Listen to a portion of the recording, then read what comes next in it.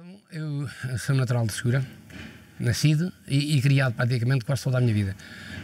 Nasci a 1 de 1951, é uma data muito bonita, e sou filho de pai de Segura e mãe de Salvaterra do Extremo. Portanto, criei-me aqui, fiz parte da minha escola primária numa freguesia chamada Comiel da Torre, no concelho de Belmonte. Depois, meus pais vieram a trabalhar aqui para a povoação e eu continuei a escola aqui. Fiz a 4ª classe, podia tê-la feito aos 10 anos, com 10 anos ainda, mas tendo em conta que a minha pequena estatura que tinha na altura, portanto não tinha corpo para trabalhar e a professora não me deixou sair. Portanto, na questão de mim, sou esta pessoa que acabei de indicar. Depois, claro, final da escola primária, estudos não era possível, as possibilidades eram poucas e comecei a trabalhar na agricultura. O primeiro trabalho que eu fiz foi guardar um rebanho de ovelhas. Era pouco que tinha possibilidades, portanto, atendendo às minhas fracas posses físicas, podia fazer. Com a continuação, portanto, dediquei-me à lavoura, a trabalhar por conta de outro. Portanto, aqui havia talvez 6 ou 7 casas agrícolas. Cada casa dessas havia umas que tinham 15 a 20 juntas de vacas, outras, portanto, talvez as maiores, 3. Depois as outras tinham 6, 7 juntas de vacas ou parelhas de machos, então, e era com isso que se lavrava o terreno. Terreno esse que dava muitas voltas até ser semeado. Portanto, era lavrado primeiro, depois era atalhado, como se chamava cá na gira do campo. Depois eram arrancadas as moitas, que eram todas as árvores que nasciam no terreno lavrado. E chegava finalmente o tempo da sementeira. No tempo da sementeira, que era nesta época, agora que estamos a atravessar, portanto, outubro e novembro, chegava o tempo da sementeira. Claro, era feita a sementeira, esperava-se por um bom ano de sementeira e até a época do verão era aguardar, portanto, a colheita. Colheita essa que era feita pelas mãos de quase quem semeava, é que o colhia. Era ceifado, como fosse, era um trabalho muito duro, porque se começava às 4, 5 da manhã e terminava-se no verão, portanto, às 9, 9 e meia da noite, era a hora de recolher. Vivia-se no campo, dormia-se lá, tinham-se umas barracas tipo dessas que a gente vê nos filmes dos índios, portanto, 4 ou 5 varas a pino, coberto com umas mantas, e aí dormiam, portanto, às vezes 2 e 3 irmãos, quando não era a própria mãe, porque acompanhava os filhos na época da ceifa. Por vezes os maridos tinham outros trabalhos, e pronto, e assim se passava cerca de 30 dias a ceifar, o que não era nada custoso. Era um trabalho muito amargo, talvez o trabalho mais amargo da agricultura era as ceifas. Final disso, portanto, depois do pão recolhido, que era com juntas de vacas e parelhas de machos, eram colocados nas eiras e eram debulhados com umas bolhadeiras, portanto, tocadas por um trator. Eu já não conheci, houve umas que antigamente que eram tocadas por animais, mas essas eu já não conheci. Conheci já tocadas por um trator, onde se estavam mais 8 ou 10 ou 15 dias, conforme a semente que se tinha recolhido. Claro, trigo ensacado e a caminho do celeiro. Na parte da sementeira era assim que se passava. Na parte da criação do gado, havia portanto, os mesmos lavradores tinham todos quase ovelhas e cabras. Tinham os pastores que viviam no campo e que cada um, pronto, ovelhas, cabras. E essas pessoas dedicavam-se à criação dos cabritos, dos borregos, neste caso, e depois, portanto, a tiragem do leite, que era recolhido todos os dias de manhã, por norma, por uma senhora que se chamavam a roupeira. A roupeira era a mulher que era encarregue de recolher o leite e de fazer os queijos. Tratar os queijos até à distribuição para consumo. Isto na questão do gado pequeno. As vacas, depois do trabalho terminado da sementeira e da debulha, que às vezes utilizavam vacas também, tinham um senhor a guardá-la, que era o chamado vaqueiro, que era destinado anualmente só para a guarda das vacas. que durante o verão comiam no campo, o resto das recolhas, depois de recolher o trigo, os estolhos e os pastos que havia, e de inverno eram recolhidos, portanto, em cabanas, palheiros próprios para eles, onde lhes davam uma alimentação, cada um à sua maneira, nem todos se tratavam da mesma maneira, uns melhores, outros piores, e que davam uma alimentação conforme as possibilidades económicas de cada lavrador. Claro, isto todos os anos, porque logo que chegava a primavera, o gado, portanto, recolhia os campos e pastavam nos campos à mesma, como era dos anos anteriores. No que toca, talvez, e haja interesse em saber, das festas da povoação, as festas mais acreditadas na povoação, nós temos um monte de festas e todas de bonitas tradições. Temos no início do ano o dia de São Sebastião, que é dia 20 de janeiro, que era quando começavam os festejos anuais, que embora a exploração fosse bastante grande em relação aos trabalhadores, mas esse dia era sagrado em Segura. Esse dia era um dia que os próprios patrões davam o dia livre para que toda a gente usufruísse desse dia para festejar o São Sebastião. Depois, claro, em janeiro, vem por aí afora até chegar à Quaresma, perdão. Até chegar à Quaresma, que será talvez uma das melhores e mais bonitas tradições que temos, que começa na própria Semana Santa. A Semana Santa é essa que vai-se acompanhando até quarta-feira da Semana Santa, que é o dia que se recolhe o alecrim que é depositado na Misericórdia de Segura pelos irmãos da Santa Casa. Esse alecrim é depositado ali até o dia de quinta-feira, que é o dia grande, portanto, do festejo. O festejo é um festejo triste. A Quinta-feira Santa, portanto, começa durante o dia, que agora já não há o costume, mas havia, e era muito bonito.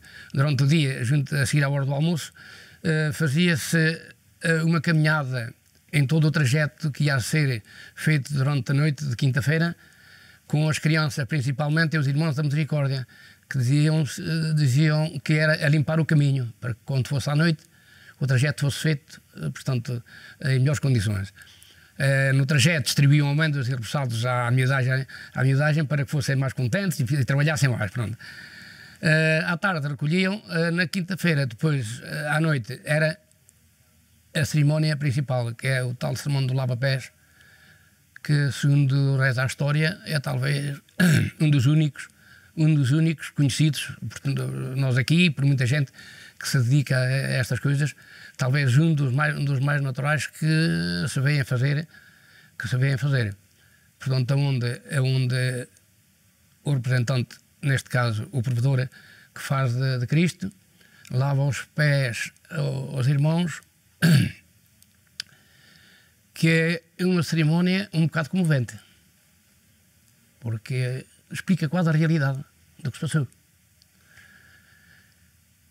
Ora, depois do sermão de lava-pés, os irmãos recolhem e preparam-se para uma procissão que é a procissão dos passos. Não faz mal.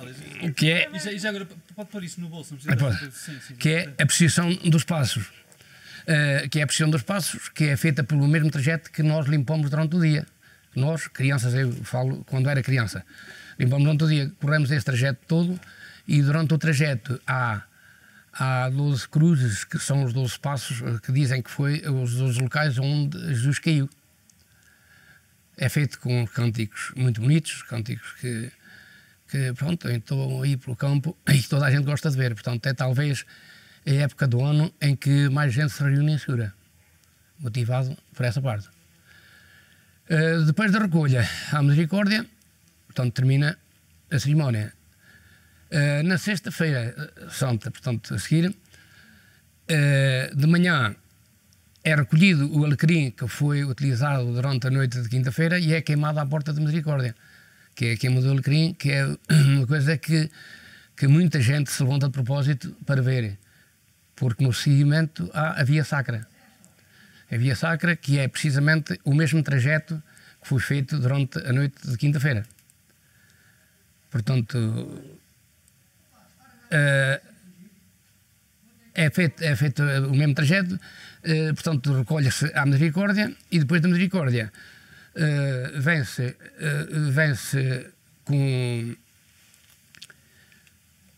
com toda a devoção à igreja, depois do final da Via Sacra, vem-se com toda a devoção à igreja. Há umas rezas, que são rezas atuais, ou habituais, e pronto, e aí termina a Sexta-feira Santa. No sábado, aleluia. No sábado, aleluia, é o toque dos sinos quando é na passagem da meia-noite, que é, portanto, o sinal da ressurreição. Com o domingo de Páscoa, como em todos os lados, não é? Com o domingo de Páscoa a ser festejado da maneira que habitualmente é, possivelmente em todo lado. Na segunda-feira temos dia de intervalo e na terça-feira é o dia da festa anual, que é a festa da Santa Marinha. É uma festa que, portanto, é feita, não posso precisar os anos, mas sei que há umas centenas de anos largas, que é feita essa romaria. Terça-feira, à tarde, ou melhor dito, à noite, depois terminarem os arraiais, essa parte fica terminada e pronto, e por aqui ficamos. À parte destas festas que acabo de mencionar, temos umas outras muito importantes. Temos uma confraria do Divino Espírito Santo, da qual eu sou o juiz, e que é, portanto, é festejada 4 dias por ano. É domingo de Páscoa, dia de Santa Marinha, domingo do Espírito Santo e dia de Corpo de Deus. Pronto, são os 4 dias que a Irmandade reúne, a Irmandade, propriamente dito, a confraria reúne, para cada vez que nos reunimos, vamos usufruir, portanto, do manjar, que é, por costume ser, feito com termossos e filhoses caseiras, né? Feitas por gente do povo, e que são oferecidas a uma pessoa que anualmente se encarrega de guardar não só a bandeira, como todos os objetos que fazem parte da confraria do Espírito Santo, e que se encarrega de servir, portanto, essas filhosas, esses termossos, esse vinho, a toda a confraria e não só, e a todo o povo, e, portanto, e romeiros que venham, olha, aqui, por exemplo, debaixo desta árvore, se calhar mais de uma centena ou 2 vezes já foi feita isso, porque a senhora dona desta casa é uma crente muito aguerrida com a questão do Divino Espírito Santo. E essas festas, elas se mantêm até hoje?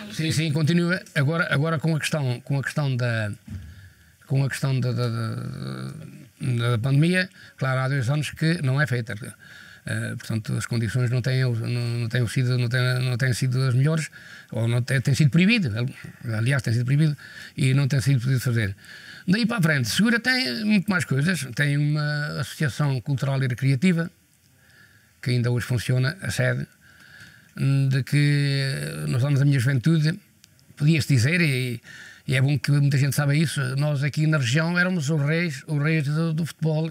Aqui na altura éramos os reis do futebol, a nível de freguesias, do qual eu fiz parte, portanto, com fotografias que estão presentes. É uma casa que é digna de visitar pelos troféus que se conquistaram naquela altura. E pronto, foi uma coisa que é digna. Temos também uma associação de caçadores, que está em vigor, funciona, portanto, com sócios de todo o país e não só, e dos nossos amigos espanhóis, que há bastante sócios espanhóis também, e que, pronto, onde há o abate da caça, tudo organizado, devidamente organizado, tudo devidamente fiscalizado com as entidades competentes, e que faz o prazer de quem gosta da caça. É uma coisa que tem muito valor para a população, tem muito valor. O tipo de caça, portanto, é o coelho, lebre e perdiz, e o veado e o javali, principalmente, o veado e o javali. Portanto, são os tipos de caça que é batido nesta associação.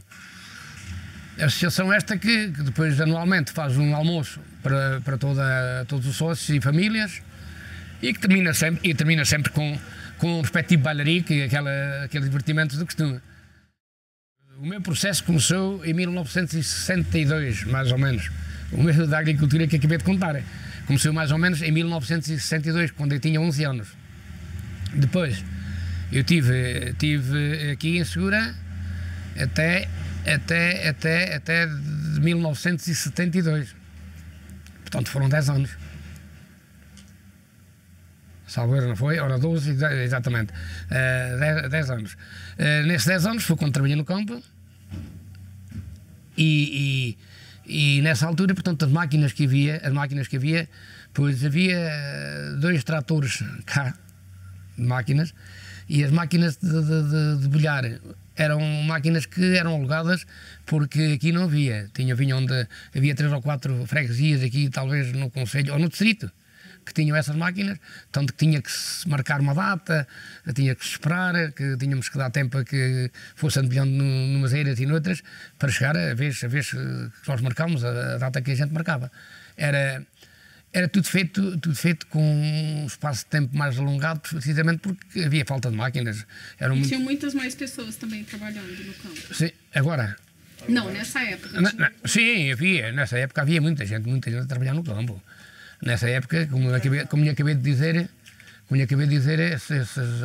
esses lavradores que tinham, por exemplo, 15 ou 16 juntas, tinham todos cerca de 20 empregados, 20 criados, como era chamado na altura, não eram criados, não eram empregados, eram os criados. Tinham 20 criados, pelo menos, dessas casas maiores. As outras iam reduzindo para aí, por cerca de 10, 12, conforme o movimento que tinham da lavoura. Sim, saí daqui em 72, fui ingressado para a vida militar, fui para a Marinha, cumpri o meu serviço militar na Marinha, a minha escola da vida, foi a minha escola da vida.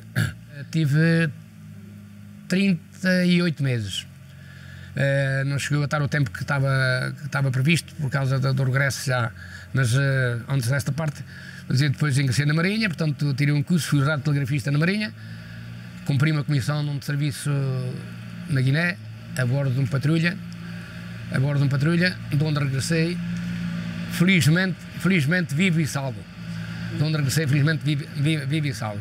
Depois de sair da Marinha, uma vez que o regresso foi mais rápido, tendo em conta que saiu 25 de Abril, e portanto todos os militares começaram a regressar mais depressa que estava previsto.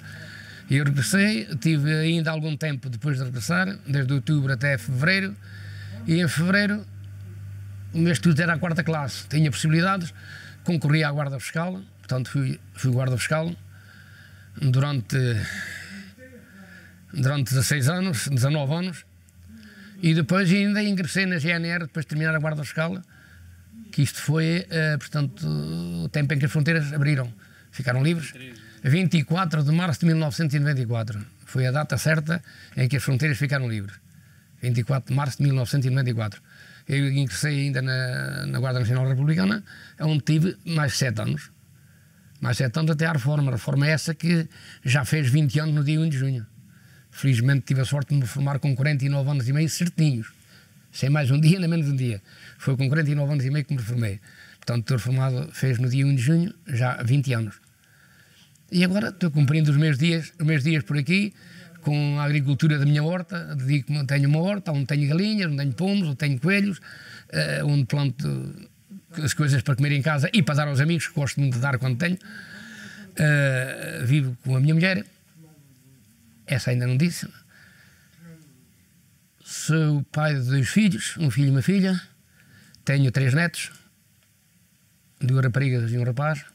Uma já está a frequentar um curso superior. Os outros 2 são mais novinhos. E vivo com a minha mulher em Segura, que também é de Caé, natural. Mudou muita coisa. Uma das principais foi essa de que falamos, de que eu nunca tinha ouvido falar em drogas, vendas de armas, esta, sei lá, talvez uma epidemia que podemos chamar também grande, o maltrato das crianças, o maltrato das mulheres. Todas essas coisas são diferentes, portanto, todas essas vieram depois do tempo em que eu me criei aqui na SIC, não havia nada dessas coisas. Isso foi, claro, foi atrás de muitas outras. A questão, não vamos entrar em políticas, não é? Mas a questão de desvios de dinheiros, as dificuldades que cada vez começaram a ser, dizem que não, mas cada vez são maiores e continuam a ser maiores. Dificuldades que eu tenho hoje, que embora se diga que se vive melhor, mas que eu noutros tempos nunca senti. Eu sou reformado, tenho a minha reforma, e isso quer que lhe diga, vivo, dá para viver. Oxalá toda a gente tivesse como eu estou. Mas vejo nas pessoas que estão por fora, motivado por falta de emprego, falta de trabalho, a situação que disse anteriormente, com o mau ambiente que se vive em casa das famílias, com os roubos que há constantes, com as agressões que há constantes e essas coisas. Portanto, tudo isso mudou do tempo em que eu me criei, do tempo da vida em que vivi aqui na população. Foram as coisas que mais me assustaram e que mais temi sempre foi essa parte. A população diminuiu muito. Na altura, talvez eu me lembre de que andasse 500, 600, 700 pessoas, talvez tivesse havido na altura da minha criação em Segura. Hoje residem cá 100 e pico pessoas, e dessas 100 e pico residem cá não, que estão cá parte do ano, porque outra parte do ano ainda tem as suas casas em Lisboa e fora de Lisboa, portanto fora de Segura, e muita gente ainda vive em parte aqui, outra parte nas outras residências que tenha. Portanto, aqui chega a uma altura do ano em que, possivelmente, se cá tiverem 100 pessoas, será muito. Há outra coisa que se notou muito em Segura foi a falta de... o crescimento vem, a falta de crescimento vem pelos que morrem e outros não nascem. Portanto, nós aqui temos uma situação ingrata. Se calhar, a criança mais nova que está cá em Segura já tem hoje 16, 15, 16, 17 anos. Há 15 ou 16 ou 17 anos que não nasce uma criança em Segura. Portanto, está a ver que a situação é deplorável nesse campo, não é? O meio rural mudou bastante. Deixou de haver os rebanhos de ovelhas e de cabras que havia. Hoje, praticamente, há 2 pessoas aí que têm ovelhas. Há 3, 4 pessoas que têm manadas de vacas, mas tudo já tratado de uma maneira totalmente diferente. É tudo à base de máquina, já não tem pastores, não tem vaqueiros, porque, claro, a falta de pessoas para fazer esse trabalho começou a obrigar, e os tempos mudaram. Portanto, a política moderna trouxe para cá esta situação das aramadas, não é? As aramadas, hoje fazem-se as aramadas, estão as aramadas feitas, portanto, há que preparar as aramadas e o gado mete-se lá dentro, vai-se lá de manhã deitar a comer quando é preciso, quando não é preciso, vai-se só reparando se há animais mortos, se há algum animal que precisa ser tratado, essas coisas todas. Nas ovelhas é a mesma coisa, nas ovelhas vivem também já praticamente dentro das aramadas, recolherem portanto, às naves só aqueles que por norma tiram leite, e na época de inverno, quando há muita chuva, o resto do tempo passam praticamente no campo. O gado passa praticamente a maior parte do tempo no campo. E nem toda a gente tem condições para ter o gado resguardado, embora por aqui nem é bem o termo, por aqui se calhar até toda a gente tem mais ou menos, ou em melhores ou em piores condições, mas toda a gente tem um resguardo para o gado quando é no tempo em que eles precisam. Mas mudou muito, há muito menos gado, sei lá, talvez, para não estar a exagerar, mas talvez 25, 30% do que havia antigamente. Em vacas não, em vacas há mais, haverá tantas ou mais, porque agora com esta situação de explorarem na altura o gado era mais para a questão que faziam falta para os trabalhos agrícolas. Agora é mais para a exploração da produção de carne e essa coisa. Portanto, vacas haverá talvez mais do que havia naquela altura. Mas a finalidade é essa, é a exploração para a carne, portanto para a exploração de carne. Porque a mão de obra também se torna mais barata. É tudo mais fácil de fazer porque fazem com máquinas, não é? Agora lavram, ceifam, enfardam, portanto reconduzem a comida e tudo já através de máquinas. Portanto, o pessoal é só, portanto, praticamente o que leva à máquina, os que conduzem as máquinas, e o resto é tudo feito com as máquinas, não é? É tudo mais fácil. Claro, no tempo em que eu me criei, fazer o trabalho que se faz agora seria totalmente impossível com a possibilidade da mão de obra que havia, que a mão de obra, embora valesse muito dinheiro, mas não tinha a capacidade que têm agora as máquinas para conduzirem esses fardos enormes que se fazem, os próprios fardos de palha. Portanto, seria impossível de fazer esse trabalho, não é? Simplesmente falando, e a verdade, isto é muito pacato no turismo, e temos a sorte de termos mais visitas porque estamos numa zona de fronteira onde muita gente passa e às vezes por curiosidade vamos entrar em Segura, vem entrar em Segura. por norma uns nem param, dão volta às ruas. Agora neste tempo entram e cruzam a povoação toda e não vem uma pessoa, por vezes acontece. Isso acontece comigo diariamente. Eu às vezes saio da minha casa, atravesso a povoação de um lado ao outro e não vejo uma pessoa nas ruas sequer. Pessoas vêm, outras com mais curiosidade perguntam às pessoas se há alguma coisa de importante para ver, se há algum sítio onde tenham mais visibilidade, que era lá acima no castelo, na zona que nós temos do castelo. E, por norma, quando vêm, envio sempre lá para a zona do castelo. Tem uma vista muito bonita, vê-se uma zona muito grande e vê-se quase a povoação toda. Portanto, a zona do chamado castelo. Tem um castelo que não há castelo nenhum. Houve, noutros tempos, foi uma parte que se me passou.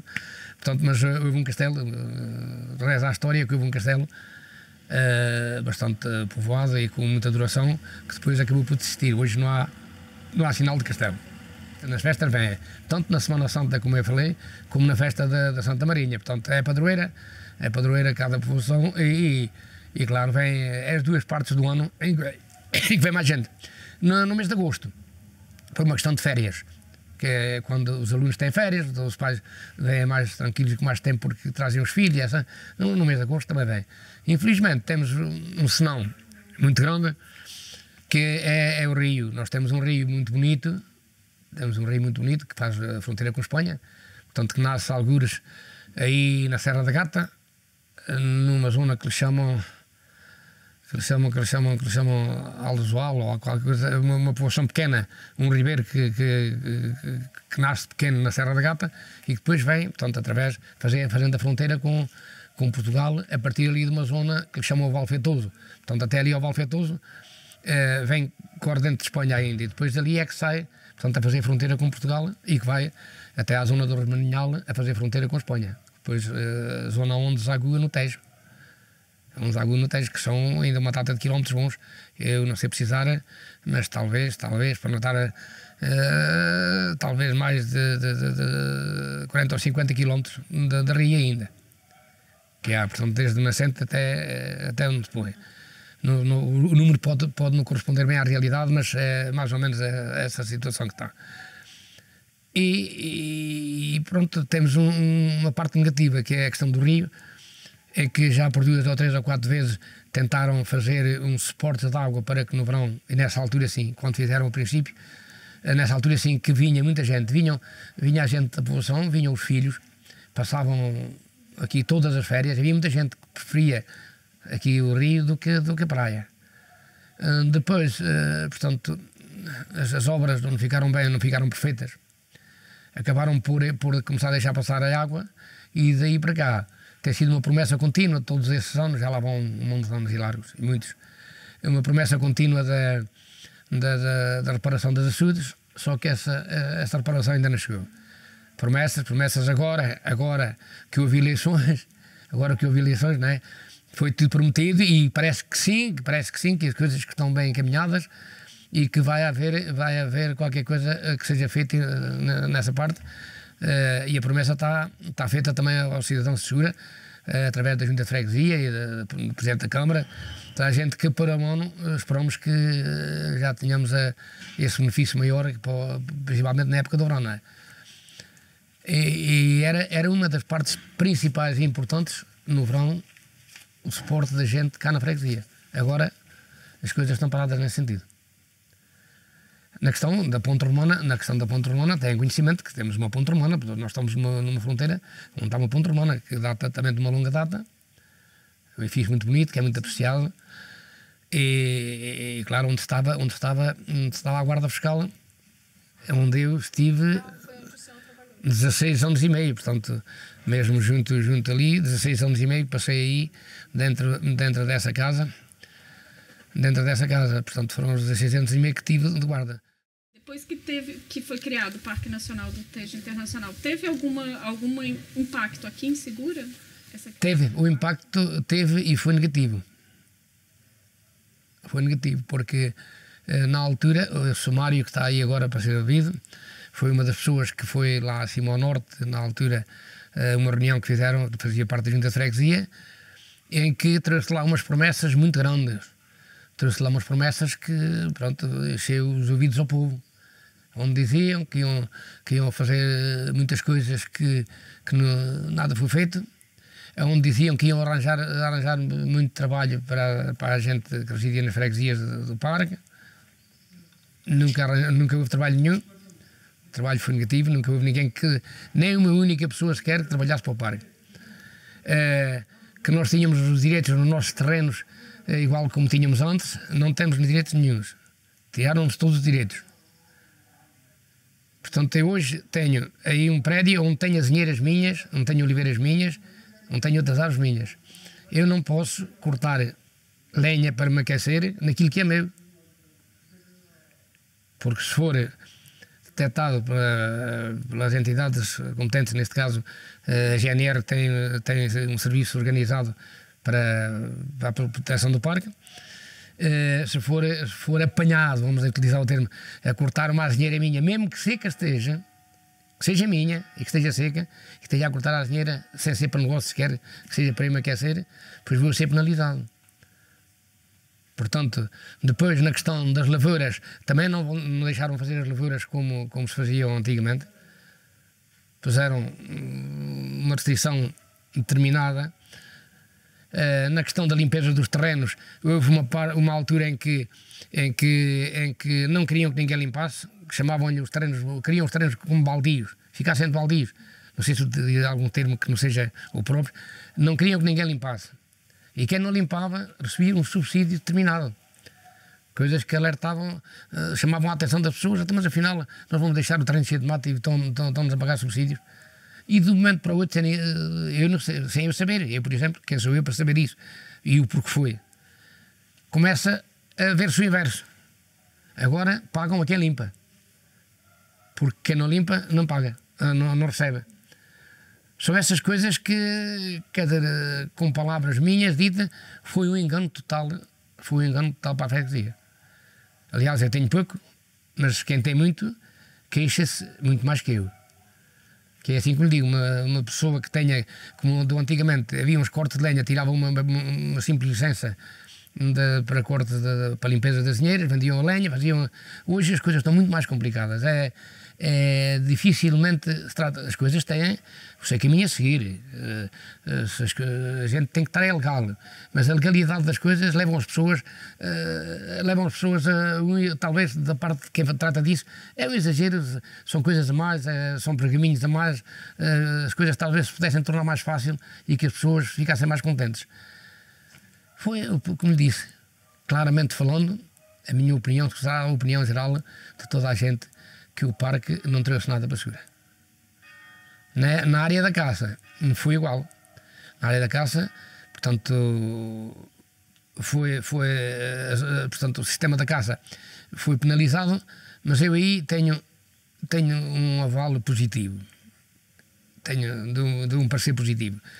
Possivelmente valeu também portanto, essa fiscalização mais assídua que se passou a fazer nas zonas da caça, porque caso não fosse isso, hoje se calhar tínhamos tudo dizimado. Hoje não tínhamos uma perdida, não tínhamos uma lebre, não tínhamos um coelho já não temos poucos ou nenhuns. Lebres também estão em vias de extinção agora com esta doença última que apareceu, que as lebres estão a ser dizimadas com uma doença que apareceu, e os veados e os javalis a mesma coisa, porque mesmo com esta fiscalização que está, para aí já vou.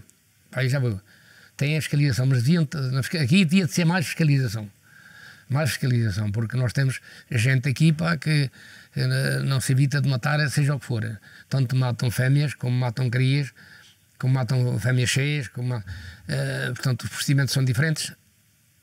Eu sou o sócio número 1 desta associação de caçadores que temos cá, e nós temos um sistema de trabalhar muito positivo para esta questão da conservação da caça, porque nós fazemos um determinado número de montarias por ano, mas nessas montarias só em determinadas zonas onde são detectadas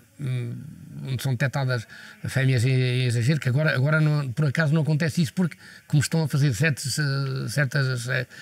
associações, vão acabar mesmo por terminarem com os veados.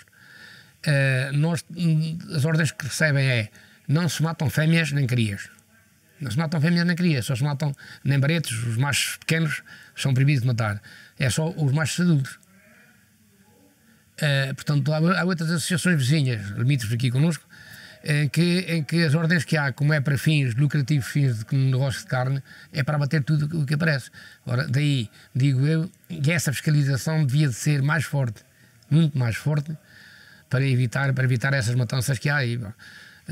Não é nada parecido com aquela que houve lá para o Ribatejo, não é nada parecido com isso, não? Mas são matanças que se fazem dentro portanto, das percentagens que há, mesmo assim, abatem muitos animais. E com este seguimento, se não for travado, depois daqui a muitos anos, a caça não é muito para muita gente. Mas é bonito o campo ter os animais, verem-se os animais, as pessoas que nunca viram gostam de ir ao campo, gostam de ver os animais, é bonito, mas aí tem que ser mesmo uma força maior para conseguir evitar o término desses animais. Com Pedras Albas, nós somos uma povoação que não é muito ligada. Do antigamente, por causa da questão do contrabando, havia mais conhecimentos. As pessoas conheciam-se mais umas às outras. Era gente do campo, a gente do campo vivia aqui, a gente do campo vivia ali. E depois, com aquela troca, se encontraram nos caminhos, porque iam portugueses para lá e vinham os espanhóis para cá. Iam portuguesas para lá, vinham portuguesas para cá. E todas no mesmo, na passagem de café, que foi, numa altura do tempo, foi talvez um salva à fome de muita gente na povoação. E então conhecia-se mais gente. E no tempo dos festejos da Santa Marinha aqui e do São Gregório, que era o santo padroeiro deles em Pedras Albas, fazíamos, na verdade, um grande encontro. De Pedras Albas aqui vinha muita gente. Tinham o hábito de vir em cavalos e tal, faziam umas corridas de cavalos e tal, incluindo portugueses e espanhóis, era muito bonito. E lá tinham o São Gregório, que era uma festa feita dentro da povoação. Agora, infelizmente, começaram a fazer uma capela aqui entre Segura e Pedras Albas, mas as obras não chegaram ao final, as obras do São Gregório não chegaram ao final. Tem lá 4 paredes, mas não chegaram ao final. Pessoas cada vez vêm a menos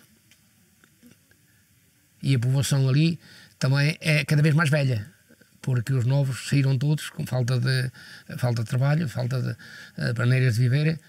E pronto, de Espanha, de Pedras Albas, a imigração da vizinha de Pedras Albas foi o País Basco, o norte de Espanha, São Sebastião, Vitória, portanto foi aí. Nós aqui, portanto foi a zona de Lisboa, e temos, não muitos, mas temos alguns imigrantes também. Portanto, na Bélgica, Alemanha e França, mais alguns imigrantes, mas foi uma terra que nunca dei muitos imigrantes. Portanto, as nossas relações nessa altura eram bem melhores do que são agora.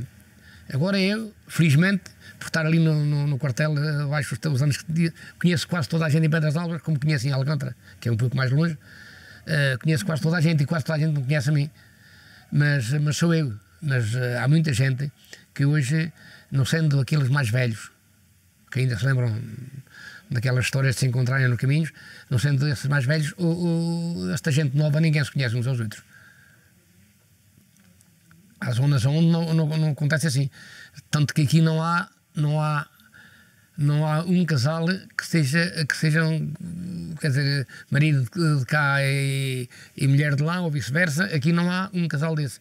Por exemplo, daqui para cima, em Salvaterra, Monfortinho, Penha Gracia, Salvador, Aranhas, toda essa zona já tem muita ligação, porque há muita gente casada, há muitos rapazes casados na Espanha e vice-versa, e outros espanhóis casados cá. Mas mais portugueses casados na Espanha, os portugueses eram mais bonitos, faziam atracar à espanhola, gostavam mais deles do que gostavam os espanhóis, mas é verdade, do que gostavam os portugueses, gostavam as portuguesas dos espanhóis. Os espanhóis eram muito mal postos, diziam as mulheres que vinham sempre com a gorra na cabeça, e era uma postura assim um bocado mesmo para aquele tempo, não era muito adequada cá para Portugal. E os portugueses não, quando iam lá iam todos vaidosos, e já todos usavam fatinha, gravatinha e tal, já iam lá por isso mesmo. Havia mais, mas é verdade, havia mais aceitação para parte das espanholas aos portugueses do que por parte das portuguesas aos espanhóis. Eu digo, há uma boa relação, o comércio funciona, nós mais na Espanha do que os espanhóis cá. Nós aqui também não temos comércio nenhum, presentemente não temos comércio nenhum. Mas ali, portanto, agora só há um comércio também, mas mesmo assim a gente do povo vai muito a comprar lá a Pedras Albas. E há bom entendimento entre a gente que se conhece, há bom entendimento entre nós e os espanhóis daquele lá. Nos últimos anos, toda a gente nota em todo lado, portanto, tem havido muito menos água. Muito menos água do que havia antigamente. Antigamente, por exemplo, havia anos em que o rio quase não deixava de correr. O rio quase não deixava de correr. Corria menos, por isso é que também havia mais abundância de água no verão. Embora não houvesse as açudes, embora não houvesse as comportas, mas havia as açudes. E as açudes, que eram feitas de longos anos atrás, eram mais resistentes, eram mais consistentes e mantinha-se, tanto que depois o pessoal cá na terra ficou revoltado quando foi na altura em que andaram, portanto, a partir as açudes para pôr as comportas, tinham que era para controlar as águas, não sei quanto mais.